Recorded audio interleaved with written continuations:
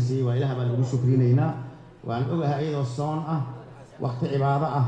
ayaa si jooga loo shaqeynayay marka walaalayaal idinkoo aad iyo aad u mahadsan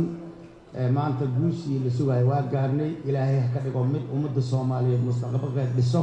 loo aayo wax badan ka bedelo dawladnimadeena iyo muwaafaqadeena hor socodkeen wax ka bedelo in ilaahay ka dhigo ya maarta ilaahay ka rajaynayna ilaahay ka barinayna marka aad iyo aad u mahadsantihiin waan ognahay waqti dheer oo fasaxagii baarlamaanka xaq u lahaa waxa u furteen si ummadda Soomaaliyeed ay ugu baxdo baan dastuurku meel gaar ugu baxdo dastuur rasmi oo yeelato raadeed yaan u furteen maartay waqtigii waa idinka madaliinayna waan isku jirnaa dhamaanteen marka walaalayaal waa mahadsantihiin maanta marka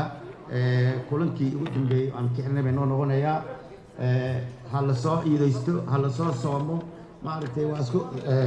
hal soo cibaadaysto waa isku soo noqon doona ilaahay idinkiis marka waxaan rabaa inaan sheego aan ku soo khatamo Allahu akbar Allahu akbar Allahu akbar walillahi alhamdu ilaahay guulaysan oo dhamay